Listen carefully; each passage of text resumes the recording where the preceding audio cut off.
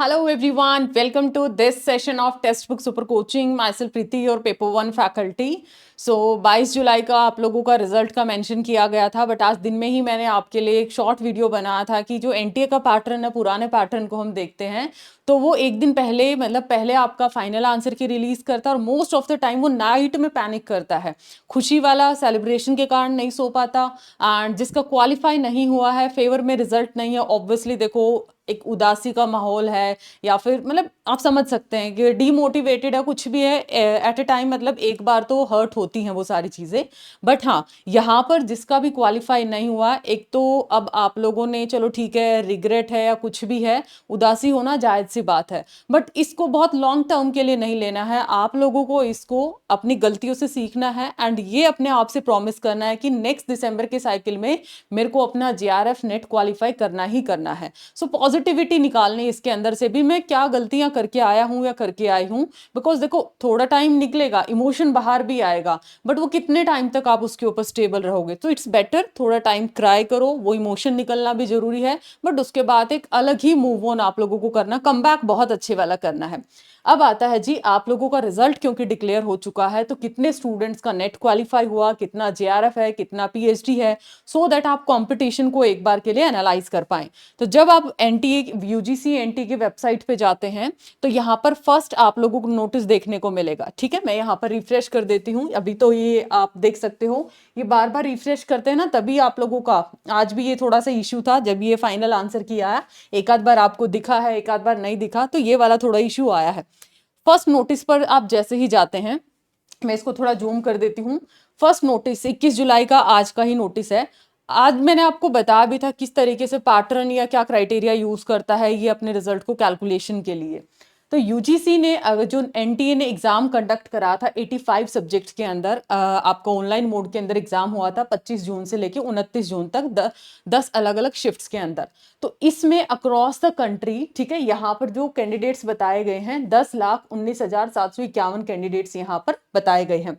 अब यहाँ अगर मैं बात करती हूँ रजिस्टर्ड कैंडिडेट की संख्या, थोड़ा और मैं इसको जूम कर देती हूँ ताकि डेटा आपको अच्छे से विजिबल हो। जो आपका रजिस्टर्ड कैंडिडेट है वो फीमेल में वो कितना है, 5,90,837, 598,337 है, मतलब 57.94, ये रजिस्टर्ड कैंडिडेट की बात है। और मैंने आपको बताया था जो आपका 6% निकालते हैं या 1% आपका निकालते हैं वो अपीयर्ड के अंदर से निकाला जाता है। जैसे रजिस्ट्रेशन तो हो सकता है 100 बच्चों ने कर दिया, लेकिन उसमें से मान लिया 50 अपीयर हैं, तो प्रेजेंस जो है अपीयर्ड हैं उन्हीं के अंदर से आप लोगों का बाकी का रिजल्ट कैलकुलेशन किया जाता है दोनों पेपर्स में। अभी तो खैर दोनों पेपर की बात ही नहीं है, बिकॉज ऑनलाइन है तो कॉन्टिन्यू एग्जाम है। पहले होता था पेपर 1, पेपर 2, पेपर 3 ऐसे जाता था, कुछ बच्चे कुछ एग्जाम कुछ शिफ्ट में बैठते थे, कुछ छोड़ के चले जाते थे, तो तब थोड़ा सा ये पैटर्न लगता था। मेल की बात करूं 4,28,853 स्टूडेंट्स, मतलब 42.05%, और थर्ड जेंडर में 61 है। टोटल रजिस्टर्ड कैंडिडेट थे 10,19,751। ये 10 मतलब ऑन एन एवरेज अगर मैं हर साइकिल में 10 से 12 लाख जो ऑन एन एवरेज है स्टूडेंट क्या करते हैं, रजिस्टर करते हैं। एक आध बार ऊपर नीचे हो जाता है, साइकिल टू साइकिल ये वेरी कर जाता है।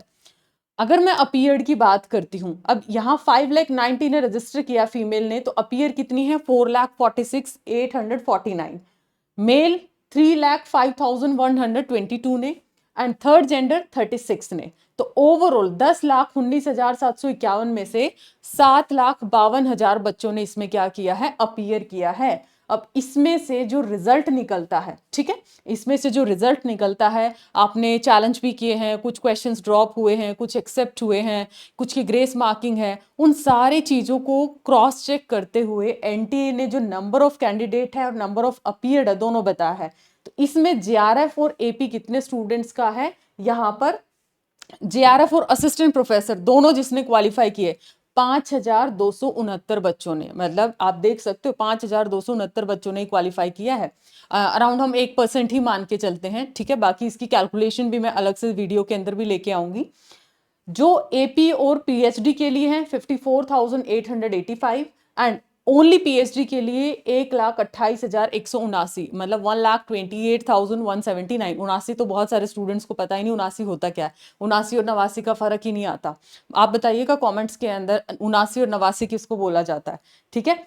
तो ये बेसिकली यहाँ पर क्राइटेरिया रहा है ओवरऑल जो भी डेटा है। तो इस डेटा का रेफरेंस अगर आप नेक्स्ट साइकिल के लिए यूज करना चाहें, भी 11 से 12 लाख स्टूडेंट का रजिस्ट्रेशन टेंटेटिव हम मानते हैं, उसमें से 2 लाख बच्चा अप्रोक्स हम मान के चलते हैं एग्जाम में नहीं बैठता है, कहीं दूर सेंटर है, कोई फिजिकल इश्यूज आते हैं, मेडिकल इश्यूज आते हैं, बाकी बच्चा यहाँ पर अपीयर करता है। और फिर उसमें से आपका 6% और 1% और ओनली पीएचडी, वो सब कुछ बाइफर्केशन किया जाता है according to cut off subject to subject जो भी आती है। तो ये था इंपॉर्टेंट सा सेशन। एंड अपकमिंग डेज में ये चीज़ मान के चलो, पेपर 1 है, पेपर 2 है, लेवल हाई होता जाएगा, ठीक है। बच्चे अवेयर होने लगे हैं, चीज़ों पे वर्क करने लगे हैं, तो कंपटीशन बढ़ने ही वाला है, एग्जामिनेशन लेवल टफ होना ही है। तो आपके लिए जीएसपी लॉन्च कर दिया है, ठीक है, जो आप लोगों का काफ़ी इंपॉर्टेंट गारंटेड सिलेक्शन प्रोग्राम है। गारंटेड सिलेक्शन प्रोग्राम आपका अभी जस्ट सेशन भी हुआ था, ठीक है, 7 बजे आपने ज्वाइन भी अगर किया है, नहीं भी किया तो भी आप यहाँ पर मैं दिखा देती हूँ आप लोगों को। रजिस्ट्रेशन के लिए आपको क्या करना है, सारी A to Z फीचर्स बहुत डीप में आप लोगों को यहाँ बताई हैं। सेशन के आप लोगों को सेशन के डिस्क्रिप्शन में जाना है, जीएसपी फाउंडेशन पे जब आप क्लिक करेंगे, यहाँ पर दे रखा है, ठीक है, डायरेक्टली इस पे क्लिक कर सकते हैं। अगर आप एग्जिस्टिंग पेड यूजर हैं, आपको लगता है जी मैं पेड यूजर हूं लेकिन मुझे जीएसपी वाली फीचर चाहिए, तो आपको सिंपल सा क्या करना है, वो जो बीच का अमाउंट है, मतलब हो सकता है आपने 7,000 में सब्सक्रिप्शन लिया था, मान लिया अभी 11,000 उसका सब्सक्रिप्शन प्राइस है, तो बीच का जो 4,000 का डिफरेंस है वो आपको पे करना और अपने आप को अपग्रेड करा सकते हो आप। और अगर फ्रेश एस्पिरेंट हैं तो डायरेक्टली आप इस अकॉर्डिंगली लिंक पे अपग्रेडेशन के लिए आपका ये फर्स्ट वाला है, ठीक है, उसके साथ गूगल फॉर्म आप फिल कर सकते हो अगर कोई भी फिर भी दिक्कत है। फर्स्ट वाला है सिंपल गारंटीड सिलेक्शन के लिए, अपग्रेडिंग के लिए सेकंड वाला फॉर्म फिल करना है। डायरेक्टली आपको लगता है जी मैं तो अपने आप ही देख लूंगा, अपने आप ही सब्सक्रिप्शन ले लूंगा, तो सीधा सीधा जीएसपी फाउंडेशन पे चले जाइए। So like and share the same, and आपका रिजल्ट क्या रहा है कॉमेंट सेक्शन में जरूर बताइएगा। And I am again repeating, जिसका फेवर में रिजल्ट नहीं आया है, जो एज ए मतलब अभी नॉट क्वालिफाइड में है, तो उदास नहीं होना है, रिकॉल करो क्या मिस्टेक करके आए हो, और बहुत अच्छा कमबैक आप लोगों को करना है, right. So thank you so much and be positive everyone, bye bye, take care.